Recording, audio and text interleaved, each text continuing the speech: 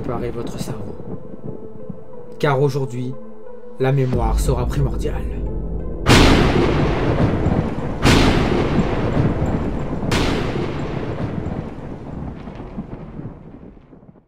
Hey, salut à tous chasseurs et bienvenue dans ce tout nouveau film mystère. Alors c'est vrai que ça fait longtemps qu'on en a pas fait et ça me manquait un petit peu quand même. Et c'est pour ça que du coup j'ai décidé de faire ce petit nouveau film mystère qui, je l'avoue, ne va pas être si facile. Mais bon, avant toute chose, pour ceux qui ne connaissent pas les règles, un petit récapitulatif. En gros, j'annonce des indices en fonction d'un film que j'ai en tête et vous devez essayer de le trouver avant que j'annonce la réponse. Bien évidemment, n'essayez pas de regarder sur internet, sinon ce serait beaucoup trop facile. Si vous l'avez vu, ben c'est parfait. Si vous ne l'avez pas vu, c'est dommage.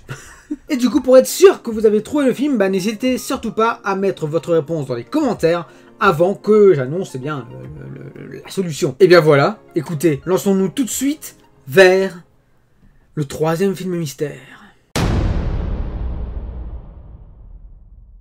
Ce film est sorti en 2007, est réalisé par Gabor Ksupo et est une adaptation d'un roman publié en 1997 par Catherine Paterson.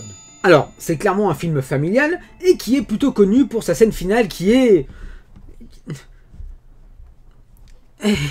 assez intense émotionnellement parlant quoi. Et il faut savoir que le réalisateur a réalisé plusieurs dessins animés, comme par exemple La Famille de la Jungle ou encore Bahiraz Moquette.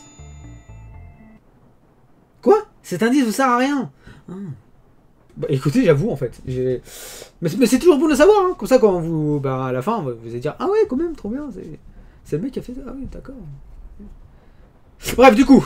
Alors je me souviens du premier visionnage et clairement ça a donné envie de créer un monde rien qu'à nous en soi, le seul monde que l'on peut voir. En gros, créer un monde imaginaire.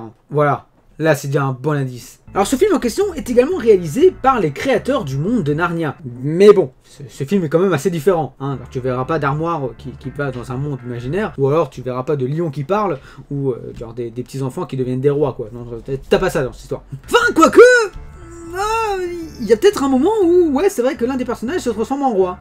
Ah, j'avoue. Et là, je vais directement partir sur les bases de la musique. Parce que clairement, la musique de ce film me faisait légèrement penser au troisième opus d'un jeu qui est sorti, alors je sais plus vraiment en quelle année, mais en gros, c'est le troisième opus de The Elder Scrolls. Ça va, Morrowind. Alors d'accord, je sais que c'est pas le plus évident comme ça, mais je vous assure, c'est pratiquement la même chose. Alors écoutez, ça, c'est la musique du jeu.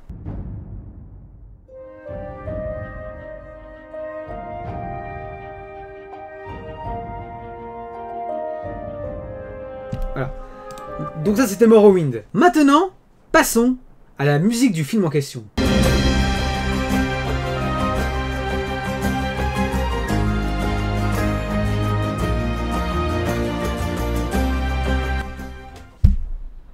Franchement, il faut l'avouer, il y a une sacrée ressemblance. Bon, maintenant que je vous ai parlé de la musique, que je vous ai un petit peu parlé du réal et de l'adaptation, parlons maintenant de quelque chose qui va peut-être vous mettre carrément sur la piste, à savoir les acteurs. Parce que c'est sûr, vous l'avez vu au moins une fois dans votre vie, ces acteurs-là. Au moins une fois, c'est sûr. Et on va commencer directement par le plus connu des deux, à savoir Josh Hutcherson, que l'on a pu voir par exemple dans Hunger Games, où il joue le rôle de Peeta Mellark, ou alors dans Le Voyage au centre de la Terre, ou encore, dans le fameux Zathura. Avouez-le, vous l'avez au moins déjà vu quelque part. Mais là, puisqu'il s'agit d'un film de 2007, l'acteur Josh Hutcherson avait 15 ans. Ah, c'est autre chose que par exemple un rôle de Peeta quoi. Ah oui.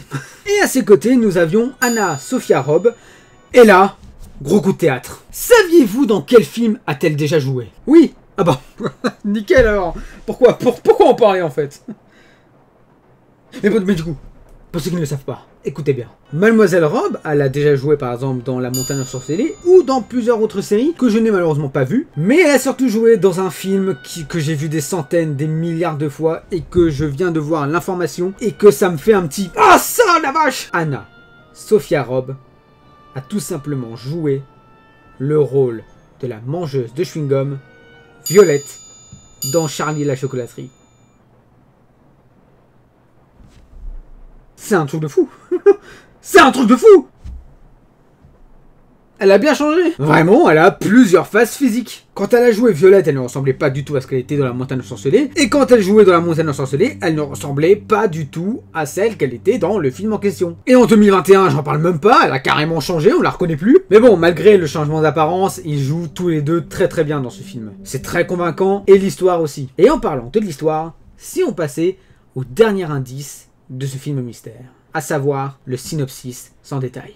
Alors, en gros, le long métrage raconte l'histoire d'un garçon qui est assez réservé et qui va rencontrer une fille dans son lycée qui vient de s'installer dans la ville. Et en gros, ces deux nouveaux amis vont découvrir un monde secret dans lequel seulement eux peuvent le voir.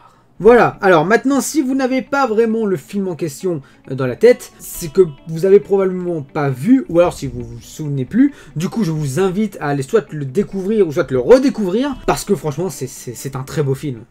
C'est un très beau film. Que ce soit au niveau visuel que scénaristiquement parlant. Ça reste magique dans tous les cas. Enfin bref, si vous avez la réponse, n'hésitez surtout pas à la mettre dans les commentaires avant que j'annonce la solution. Sinon mettez pause, hein, il n'y a aucun souci. Alors, le film mystère en question d'aujourd'hui n'est tout autre que le secret de Terabithia. Comment va-t-on appeler cet endroit? Terabithia. Le secret de Terabithia. Ferme tes yeux, mais garde l'esprit bien ouvert.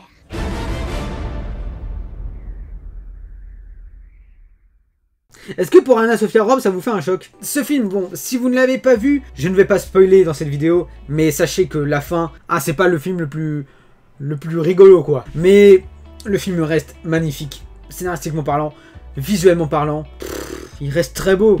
Je l'ai revu il n'y a pas si longtemps, et c'est pour ça que je voulais en parler, parce que vraiment, ce film m'a marqué lorsque j'étais plus jeune.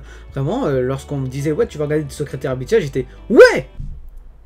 J'espère qu'on arrive à la fin. Enfin bref, voilà, le troisième film mystère n'était tout autre que le secret de Terabithia. Dans tous les cas, j'espère que vous l'avez trouvé. Et si vous n'avez pas trouvé, eh bien ne vous inquiétez pas, la fois prochaine, je vous assure, pour vous, ce sera la bonne. Voilà, et bien écoutez, j'espère du fond du cœur que cette petite vidéo, ce petit film mystère, eh bien vous a plu. Si tu as aimé, n'hésite surtout pas à mettre un petit like de soutien en bas de la vidéo, ça me ferait extrêmement plaisir. Tu peux également t'abonner à la chaîne pour découvrir toutes les autres vidéos, que ce soit l'aventure des chasseurs, ou alors tu veux plus de films mystères, ou alors si tu veux d'autres analyses, etc. N'hésite surtout pas à suivre la chaîne. Bah écoutez, un énorme merci à tous d'avoir regardé cette vidéo. Je vous dis à la prochaine les chasseurs pour une nouvelle chasse. Allez, salut à tous chasseurs. Wouhou!